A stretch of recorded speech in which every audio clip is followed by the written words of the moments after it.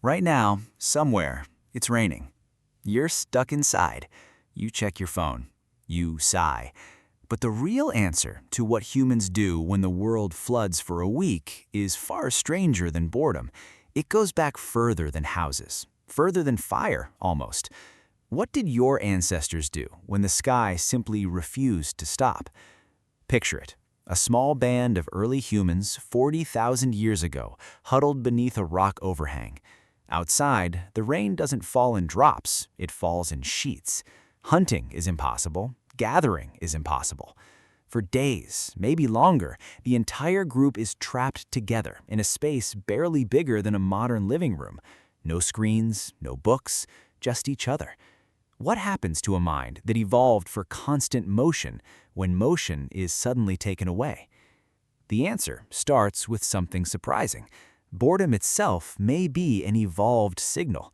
Psychologists describe boredom as a kind of internal alarm, a nudge that tells the brain its current environment isn't offering enough stimulation or reward. It's uncomfortable on purpose. That discomfort pushes you to seek something new. Now, imagine that alarm going off for your ancestors trapped in a cave for the fourth straight day of rain. They couldn't scroll, they couldn't leave. So what did that restless pressure turn into instead? It turned into each other. Archaeologist April Nowell, who studies Ice Age cognition, has argued that prolonged periods of forced closeness weren't a burden on early human groups. They were a kind of pressure cooker for culture. Trapped together with nothing to do but talk, early humans didn't just pass time, they built it into something. Storytelling, teaching, arguing, laughing. The very things that make a culture, may have been forged in part inside these long stretches of enforced togetherness. Here's where it gets stranger.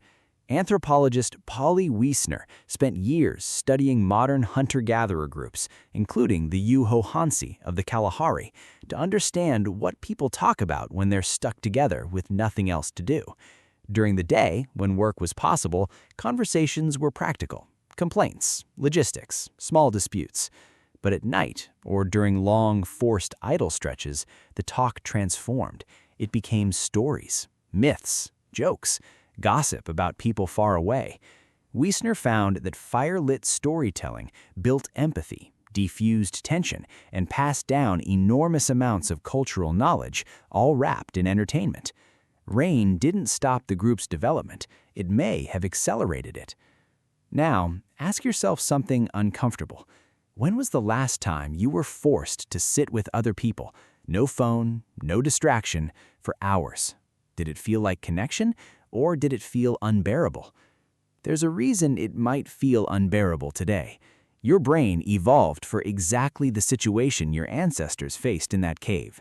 Small group, no exit, nothing to do but talk, think, and stare at the walls.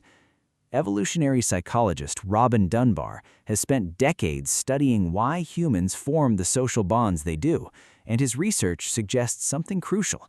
Groups roughly the size of an early human band, somewhere between 15 and 50 people, function best with constant face-to-face contact, shared stories, and time spent doing nothing productive at all. That unproductive time wasn't wasted, it was the glue. So what did they actually do, physically, during a week of rain? They didn't just talk, they made things.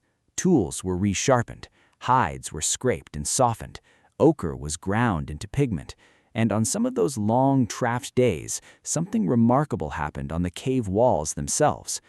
Paleoanthropologist Genevieve von Petzinger has spent years cataloging a strange, recurring set of geometric symbols found across Ice Age sites in Europe.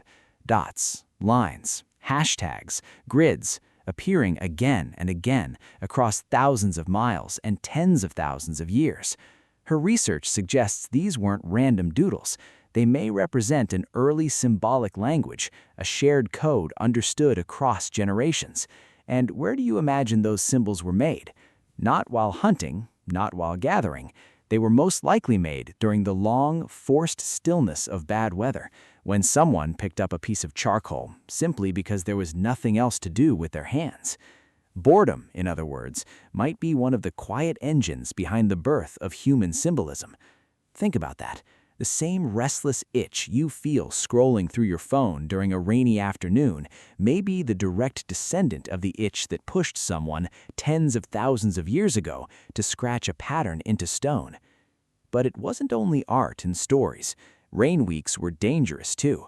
Cramped shelters, damp cold, higher risk of illness spreading through a tightly packed group.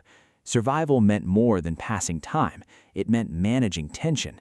Anyone who has been trapped indoors with family during a storm knows how quickly small irritations can boil over. Early human groups faced the same pressure, except their survival depended on resolving it. Wiessner's research found that shared laughter and storytelling functioned almost like a release valve, defusing arguments before they became dangerous. A joke at the right moment could matter as much as a spear. There's also a quieter possibility worth sitting with.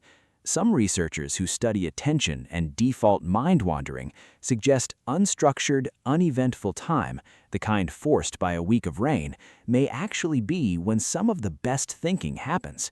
Without new information constantly arriving, the mind turns inward. It replays memories. It solves half-finished problems. It imagines. Idle time may not just have produced stories in cave art.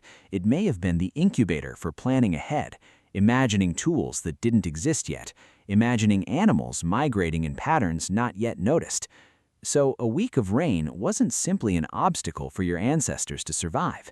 It may have been one of the original engines of human imagination. Now, think about your own rainy day. The itch to check your phone every 4 minutes, the vague discomfort of having nothing urgent to do. That isn't a modern flaw. That's an ancient mechanism, still running, still pushing you towards the same 3 things it pushed your ancestors towards. Talk to someone, make something, or imagine something that isn't there yet.